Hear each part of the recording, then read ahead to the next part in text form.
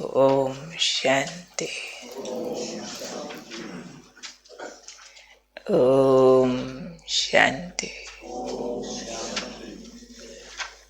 ओम शांति। आज का स्वमान, मैं संपत्तिवान आत्मा हूँ। अगर स्थूल संपत्तियों की बात की जाए तो जिसके पास सबसे ज्यादा संपत्ति होती है उसको राजा कहते हैं। राजा के पास इतनी दौलत होती है कि सारी प्रजा की पालना कर सके, तो वो संपत्ति से रूल करता है, पालना करता है, सेवा करता है। बाबा कहते आप भी मेरे संपत्तिवान बच्चे हो और राजा बच्चे हो। फिर आप राजाओं की कौन सी संपत्ति है? उन राजाओं की तो मालूम होती है संपत्ति किसको कहते हैं। वो राजा है, आप स्वराजा हो। दूसरे राजा तो अभी ताज वाले तो नहीं हो, पर स्वराज की ताकत कोई कम तो नहीं है। तो आप स्वराजाओं की जो संपत्ति है, दौलत है, वो बहुत स्पेशल है। नाम आ जाएगा सबको, ज्ञान रतन और सारे गुण, सारी शक्तियाँ। शब्द तो एक एक है, गुण शक्तियाँ, पर लिस्ट तो बहुत लंबी है। बेशक हम 36 गुणों की लिस्ट बनाया करते हैं, परंतु उसकी भी बाइफ्रिकेशन आगे बहुत लंबी चौड़ी पहुंचती है। शक्तियों के नाम पर 8 शक्तियां बेशक कहते हैं, पर 8 की आगे जो एग्जीक्यूशन है वो भी बहुत विस्तार वाली है, पूरा PhD सब्जेक्ट है। इसलिए आज बाबा ने कहा आपके स्वराज्य की संपत्ति है ज्ञान, गुण, शक्तियाँ। ज्ञान ही अपने आप में पूरा जीवन की किताब है, कम चीज नहीं है। ज्ञान ने ही तो आंखें खोली है, अज्ञान को अंधेरा, ज्ञान को रोशनी। पूरे संसार का जो भी कार्य व्यवहार है, हर एक व्यवहार, हर एक सब्जेक्ट एक ज्ञान है। और हम स्वराजाओं के पास ज्ञान रियल वाला है, सत्य ज्ञान, परम ज्ञान और ओरिजिनल ज्ञान, अकट्य सत्य, फाइनल ट्रुथ्स है हमारे पास और फार्मूलाज ऑफ द लाइफ। तो इसलिए बाबा ने कहा ये संपत्ति है आपकी, ज्ञान, गुण। गुण और अवगुण से ही तो मनुष्य असुर और देवता बनता है। गुण अवगुण से ही राजा और भिखारी होता है। डिफरेंशिएशन जो भी है गुण शक्तियों के कारण ही तो है। इसलिए आज बाबा ने कहा जो ऐसे स्वराज्य वाले संपत्तिवान होते हैं वो सदा संतुष्ट रहते हैं। संपत्ति से स्वराज, स्वराज से संतुष्टता। उनको कभी भी कोई अप्राप्ति की अनुभूति हो नहीं सकती। जो इस तरह की संपत्ति धारण किए हुए हैं, ठीक से ज्ञान की, गुणों की, शक्तियों की संपत्ति को उन्होंने ग्रहण किया है, वो स्वराज्य अधिकारी हैं। और ऐसे स्वराज्य अधिकारी सदा संतुष्ट रहते हैं। उनके लिए इच्छा मात्रम अविद्या है। इच्छा क्या होती है? इसका ज्ञान उनके पास नहीं है। और ही बाबा ने कहा वे सदा दाता रूप होंगे, कभी भी मंगता नहीं हो सकते। बहुत लोग इस बात को जानते और अपने खानदानों में महसूस करते, जी हमने आज तक हाथ नहीं पसारा किसी के आगे, हम ऐसी फैमिली से हैं, सदा देने वाले रहे हैं। परंतु यहाँ सूक्ष्म बात है, स्थूल रूप में हाथ नहीं पसारा होगा, पर सूक्ष्म हाथ कईयों के पसरे रहते हैं।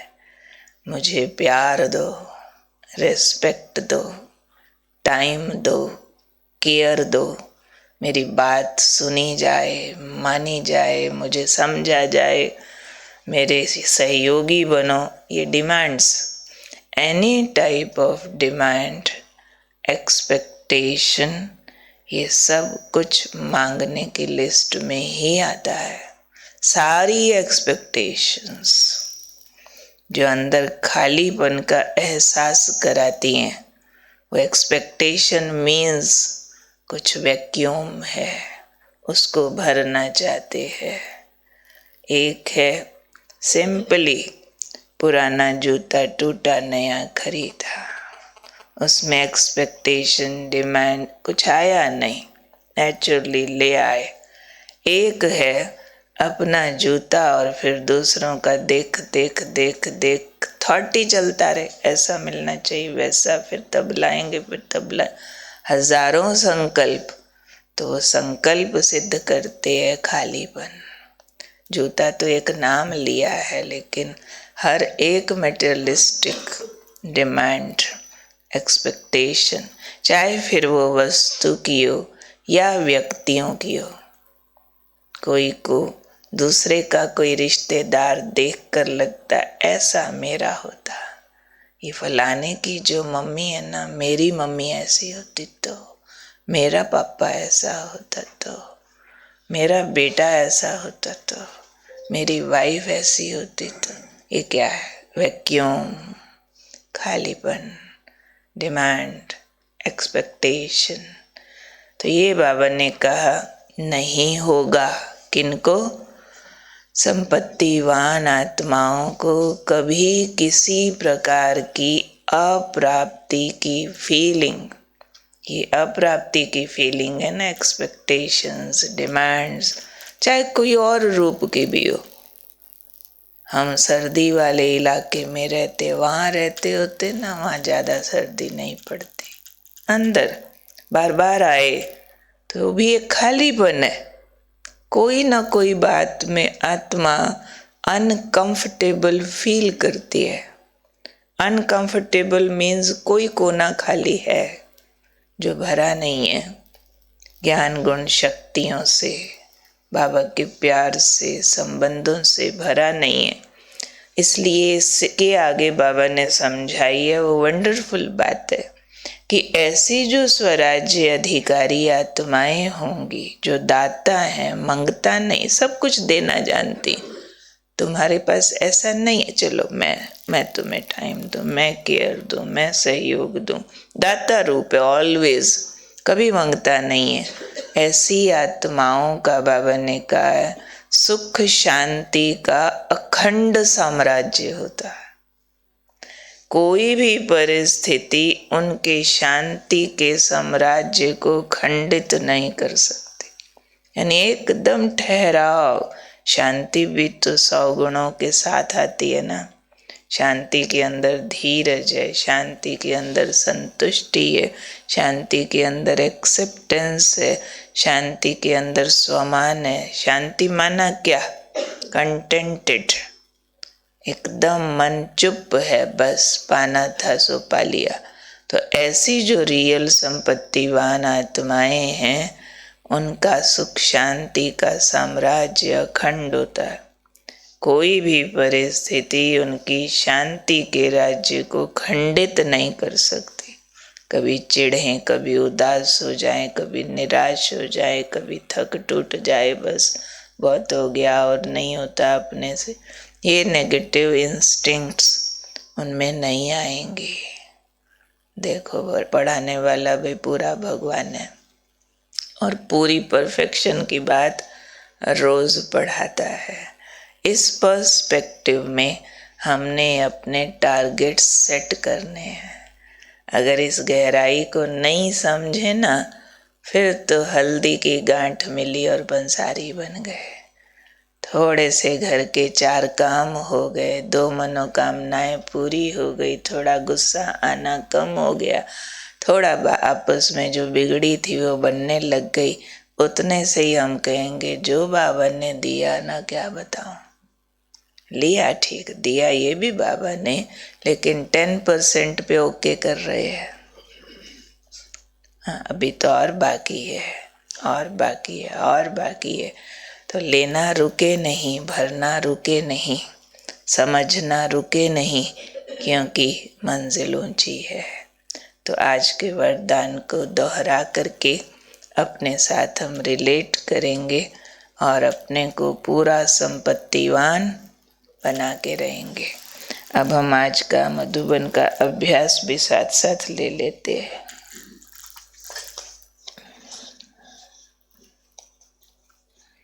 आज है 21 तारीख। आज का मधुबन से आया हुआ स्वमान भी मैच कर रहा है, बिल्कुल। मैं आत्मा सर्व प्राप्तियों से संपन्न हूँ, संपत्तिवान हूँ, सर्व प्राप्तियों से संपन्न हूँ, पूरा स्वमान ये हो गया। इसके लिए अभ्यास, मैं तपस्वी आत्मा सर्व प्राप्तियों से संपन्न स्थिति का अनुभव कर रही हूँ। अभ्यास में बैठेंगे, ये फील करेंगे, मैं तपस्वी आत्मा सर्व प्राप्तियों से संपन्न स्थिति का अनुभव कर रही हूँ। मुझ आत्मा की संपन्न और शक्तिशाली स्थिति से प्रालब्ध स्वरूप का अनुभव हो रहा है।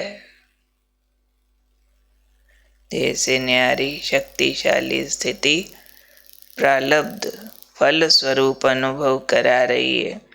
मेहनत से मुक्त परमात्मा स्नेह में समाने का अनुभव कर रही हूँ। परमात्मा शक्तियों से संपन्न बन सर्व को संपन्न बना रही हूँ। वरदान स्वमान सारा रिलेट हो रहा।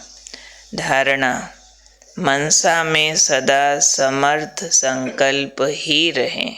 आज ये अटेंशन और चेकिंग रखेंगे कि मनसा में सदा समर्थ संकल्प ही रहें, और चिंतन करेंगे, हो सके तो इस पर लिखेंगे कि संगम युग की श्रेष्ठ प्रालब्ध क्या है।